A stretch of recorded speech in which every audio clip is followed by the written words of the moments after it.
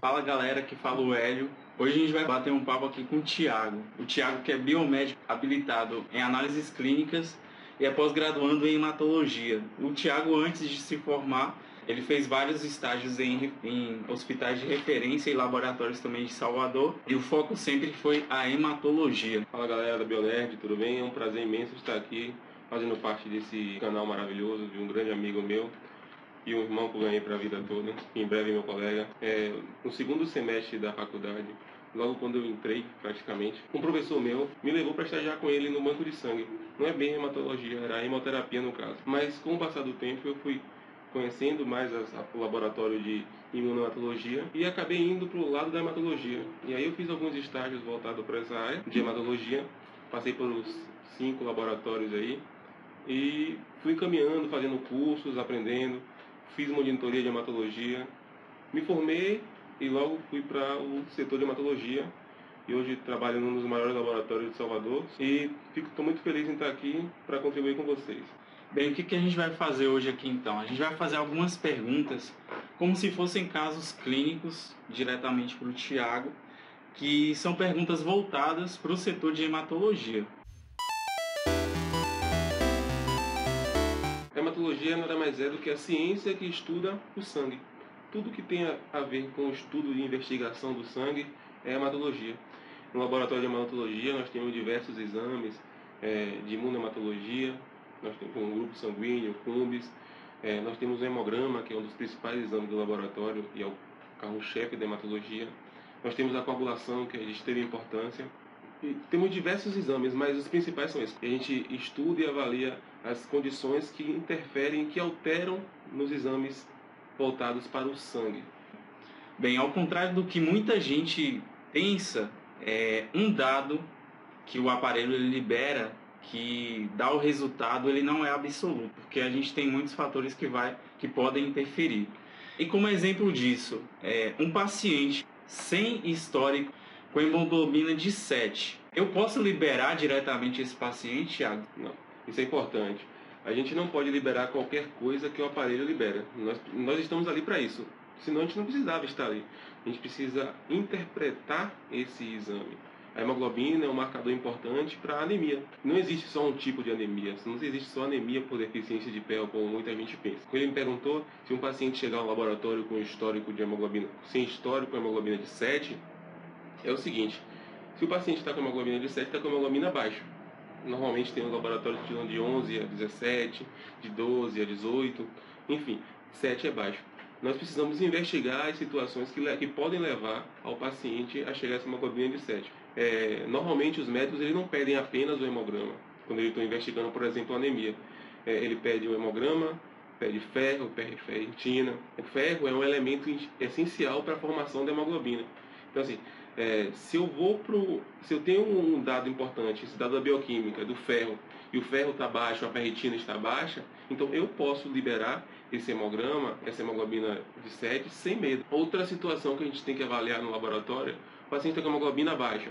Eu vou olhar também, se o ferro e a ferritina estiver normal, ou o médico não pediu ferro ou não pediu ferritina, só pediu o hemograma. Como é que eu vou liberar esse hemograma? Você vai olhar os medicamentos. Se o paciente estiver usando esse medicamento, um sulfato ferroso, um medicamento de ferro, que está repondo o ferro, significa que ele já tem uma anemia ali e que o médico passou para ele a priori um ferro, já para ir suprindo a necessidade. Então isso me indica que o paciente tem uma deficiência de ferro e aí a gente já pode liberar também. Se o médico, por exemplo, pediu hemograma, ureia e creatinina, são marcadores renais, nós podemos avaliar a partir daí também. Por quê? O perfil renal estiver alterado, a gente pode estar associando essa alteração no perfil renal com a anemia. Como isso? Nós temos a eritropoetina, que é um hormônio que é produzido nos rins, que estimula a medula óssea a produzir mais hemácia. E dentro da hemácia que tem hemoglobina. Se eu tenho uma diminuição desse hormônio, eu tenho consequentemente a queda da produção de hemácia. E aí eu vou ter uma anemia também. Tá? Caso não tenha nenhum exame, eu não tenha medicamento, não tenha exame, não tenha um CID para diagnosticar, que é o Código Internacional de Doença, o que eu vou fazer? Ligar para o paciente. Liga para o paciente e pergunta se ele tem histórico de hemoglobina baixa. Se ele disser que não tem, você pergunta como é que está como é que ele se sente, se ele sente cansaço ao caminhar, se ele sente cansaço ao subir uma escada, se ele sente cansaço a movimentos leves. Se ele esqueceu de passar algum medicamento no momento da consulta. Isso. É importante você, caso ele não saiba que não está usando medicamento, tem que fazer todas essas perguntas. Mas você pode perguntar também se ele tem algum medicamento, se está tomando algum tipo de medicamento que nos direcione para algum diagnóstico. Então, pessoal, para muita gente que duvida por que o médico pede muito exame, não é porque ele quer ganhar mais com isso, é porque ele precisa analisar vários fatores realmente. É porque não existe apenas uma anemia, como eu disse. Se o paciente tem uma hemoglobina baixa, essa anemia pode ser anemia falciforme, pode ser por anemia por deficiência de ferro, anemia por deficiência de ácido fólico e vitamina B12, anemia por doença crônica. A importância de um médico solicitar diversos exames é essa. Claro que tem que ser direcionado, não é pedir exames aleatórios. Se o paciente está com anemia, ele vai pedir ferro, ferritina, transferrina, ele vai pedir o perfil renal, vai pedir vitamina B12, vai pedir ácido fólico, então, assim, e daí por diante. Ele vai investigar quais as causas que levaram a essa anemia. Vai pedir uma eletroforese para saber se essa anemia é por uma talassemia, é por uma anemia falciforme. Enfim, ele vai fazer um apanhado geral dos exames importantes para avaliar esse tipo de anemia do paciente. Então, pessoal, a gente viu aí que o histórico então é muito importante para a análise tanto dos especialistas que estão fazendo esses testes e também, é claro, para o médico que vai dar o resultado final ou encaminhar para uma outra situação. Agora, uma situação mais preocupante. A gente sabe que na linhagem sanguínea a gente tem células que são mais jovens, que vão, por fim, dar origem às nossas hemácias. E outras células também, como os leucócitos, as células de defesa. Então, Tiago, se você pegar uma lâmina onde você encontre um alto valor de células jovens e esse paciente ele não tem um histórico para eu analisar, o que eu devo fazer? Eu posso liberar? Eu sigo esse mesmo passo a passo que você falou aí para a hemoglobina? O que eu faço? Vamos lá. Blasto. Quando eu encontro uma grande quantidade de blasto, eu estou dizendo que o paciente tem uma neoplasia das células sanguíneas, uma leucemia. Eu posso encontrar um blasto ou outro perdido?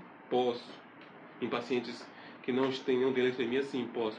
Mas na maioria das vezes, a presença de numerosos blastos indica que para a leucemia. Mas um paciente chegar ao seu laboratório, você pegar uma lâmina e perceber que o paciente está com numerosos blastos, o ideal é você confirmar. Primeiro você vai entrar em contato com o paciente, dessa mesma forma que eu falei para as anemias, e vai perguntar a ele se ele tem histórico, se ele já sabe que ele tem um diagnóstico. Ou você também pode ligar para o médico para saber qual é a suspeita do paciente.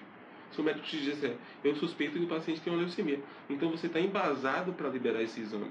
Mas caso o médico não esteja suspeitando disso, o paciente também não tem histórico, não saiba que tem uma leucemia, você vai pedir uma recoleta, isso é clássico, você tem que confirmar, traz a amostra para o laboratório, faz a lâmina, passa no aparelho e avalia.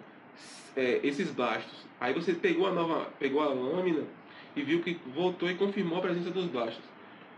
Eu, com experiência própria, eu normalmente não libero a primeira amostra como blasto, sem eu ter um diagnóstico anterior, sem ter informação do paciente.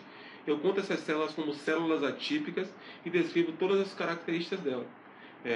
Relação núcleo, a quantidade, óbvio. Você fala da relação núcleo-citoplasma, fala do citoplasma, as características dela, se tem basofilia, se tem vacúolos, se tem grânulos. Fala do núcleo, como é que está esse núcleo, está regular, está irregular, está convoluto, como é que está essa cromatina, está frouxa, está densa, está heterogênea, tem nucleolo, e aí descreve e coloca lá, foram encontradas 70%, digamos, de células com características atípicas, e descreve. O hematologista ele vai saber do que você está falando. Se ele tiver alguma dúvida, ele vai ligar para o laboratório para conversar com você, ou até pedir a lâmina para avaliar. O médico não vai fechar um diagnóstico com um hemograma. Certo? Ele vai pedir diversos exames, citogenética, imunofenotipagem, citoquímica.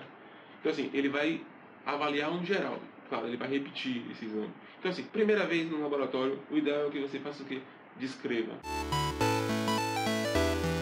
Então, um paciente que tem um RNI de 2, por exemplo, o médico faz o controle dele com anticoagulantes. E de repente esse mesmo paciente no histórico aparece com um RNI de 1. O que você faz? Primeiro, se possível, é importante você explicar superficialmente o que é o RNI. O RNI é razão internacional normalizada. Ele pega o ISE do reagente e faz o cálculo com o tempo padrão de amostra, de um pool de amostra normal, com o tempo do paciente, divide. Isso é o RNI. Os médicos no mundo inteiro podem utilizar esse RNI, basicamente falando. É o que você perguntou. O paciente ele tem um histórico no laboratório com RNI de 2, por exemplo. Esse paciente está anticoagulado. Para um TP, por exemplo, ele está usando um anticoagulante antagonista da vitamina K, certo? Esse paciente está anticoagulado por ter histórico de trombose ou por ter feito alguma cirurgia cardíaca agora, recentemente. Aí esse paciente está com o histórico de 2 a 6 meses com você e de repente ele vem para o laboratório com um RNI de 1, em tempo normal. Isso está estranho também. Esse resultado normal é porque o paciente suspendeu o medicamento, os anticoagulantes, então a gente não pode liberar esse exame sem contato com o paciente. Você vai entrar em contato com o paciente, perguntar, suspendeu a terapia anticoagulante oral? Se ele disser que sim, beleza, você pode liberar sem maiores problemas. Então você sabe que o seu resultado é fidedigno. Se ele disser que não, você tem que repetir a coleta. Pode ter sido um interferente pré-analítico ali envolvido. Se você repetiu esse teste e voltou para o laboratório e normalizou, você percebeu que você correu o risco de liberar um exame alterado anteriormente, alterado pós-histórico do paciente, apesar de estar dentro da normalidade, você correu o risco de liberar esse exame errado. Ou se você volta com essa recoleta e o paciente continua com o exame normal, e aí você pode liberar. Repetido e confirmado, nova amostra. Ainda focando então nessa questão de histórico, o que a gente faz, por exemplo, quando o histórico que você tem no laboratório, ele já faz muito tempo? Por exemplo, esse paciente fez um teste com a gente há 10 anos atrás, e a hemoglobina dele, mais uma vez tomando como exemplo, estava normal, e agora nesse meu último teste ela está alterada. O que eu faço? Qual é o passo a passo que eu vou seguir? Esse histórico de 10 anos atrás, 5 anos, 2 anos atrás, já não serve mais. Você não pode tirar mais como base esse histórico. Você tem que pensar em 6 meses. Você pode ter interferências com menos tempo. Imagine com 10 anos. Então, assim, você deixa esse histórico de lado. Você começa a trabalhar como se o paciente estivesse a primeira vez no laboratório. E aí você faz aquele mesmo perfil. Avalia os testes bioquímicos, ferro, ferritina, ureia, creatina, vitamina B12, ácido fólico. Liga para o paciente, avalia medicamento, decide, vê qual é o médico dele, entra em contato, não tem jeito. Esse histórico antigo de 10 anos não serve mais. Você tem que entrar em contato. Isso então serviria até como recomendação para a gente fazer um intervalo aí de 6 meses de exame para exame, de um check-up. O ideal é você não passar muito tempo, um ano e meio, não é legal. Você tem que comparar com os resultados mais atuais. Sempre que possível, entre em contato. Quando surgir uma dúvida, entre em contato com o paciente, investiga, avaliar os exames bioquímicos para fazer a comparação é o principal ponto. Se você avaliou todos os exames de bioquímica e percebeu que não tem nada que te justifique aquela hemoglobina baixa, você vai lá para o paciente, liga para ele, ou o paciente ou para o médico para investigar a suspeita. Agora também algo mais interno. Por exemplo, o que é feito quando os setores, exemplo, a hematologia, que é o seu, e a bioquímica. A bioquímica, um dos principais exames é a ferritina. E aqui na hematologia a gente tem a hemoglobina. O que a gente faz quando um resultado não está batendo com o outro? Os profissionais, eles discutem, já repete diretamente, liga de novo? Qual é o passo a passo nesse caso? Bom, o paciente está com a ferritina alta. Ferritina é o estoque do ferro, é onde o ferro fica estocado. Como eu te disse, como eu falei com vocês, o ferro é um elemento fundamental na produção da hemoglobina. Então, se eu tenho o estoque já baixo, significa que em algum momento o paciente vai estar com a hemoglobina baixa, certo? Porque o seu estoque está vazio. Eu posso ter paciente com hemoglobina normal e a ferritina baixa? Posso. Por quê? Eu posso pegar esse paciente no momento que o estoque dele acabou, mas o ferro circulante ainda é suficiente para aquela situação. Tá? Outra situação que eu posso pegar é um paciente, por exemplo, com o ferro baixo, a ferritina alta e a hemoglobina baixa. Como é que eu posso ter essa situação? Se a ferritina é o estoque e tem o estoque alto e o ferro circulante baixo, a gente pode pensar que isso não existe. Clinicamente falando, o que acontece? A ferritina é uma proteína de fase aguda. Quer dizer que qualquer processo infeccioso inflamatório vai levar essa ferritina, mas não eleva a quantidade de ferro que está estocado, só eleva essa proteína. Então, assim, você vai olhar, por exemplo, o leuco do paciente, o leuco total, a contagem global. Se o paciente tiver com uma contagem global de 15 mil, significa que tem um processo inflamatório infeccioso ali envolvido. O VHS, a proteína C da inflamação, se ele estiver alterado, aí você sabe o que aconteceu neste momento, porque se ele tem uma inflamação, essa ferritina vai aumentar. Mas não vai aumentar a sua concentração de ferro que está estocado, só a proteína. E agora então, para finalizar, Thiago, quais são os resultados mais críticos no setor de hematologia? Vamos falar dos principais. Uma hemoglobina, por exemplo, abaixo de 6,7 já é uma hemoglobina crítica. Então isso quer dizer que a gente precisa entrar em contato imediato com o paciente para informar ele desse resultado para que ele passe para o médico. Uma plaqueta também muito baixa, uma plaqueta abaixo de 70, 50, você já tem que tratar isso como um resultado crítico. Uma contagem de leucócitos abaixo de 2.000 já é um resultado crítico. Um RNI maior que 4, essa relação que eu acabei de explicar a vocês, acima de 4, indica que o paciente pode ter um sangramento espontâneo a qualquer momento. Então isso é um resultado que precisa ser notificado de emergência, para o médico começar a dar para o paciente, neste caso, vitamina K, para a coagulação voltar para os níveis aceitáveis para ele. Tá? Principalmente são esses resultados que precisam ser notificados com urgência. Então, como a gente falou, pessoal, é tudo interligado, não existe um exame só, não pode liberar com um exame só. Essa foi nossa conversa então, pessoal, com o Thiago, que é biomédico, como a gente falou no início. A gente vai ficando por aqui. Importante, se você tiver alguma dúvida, até sobre um conceito por si só, você pode deixar aí perguntas diretamente à área profissional ou só conceito, como eu falei.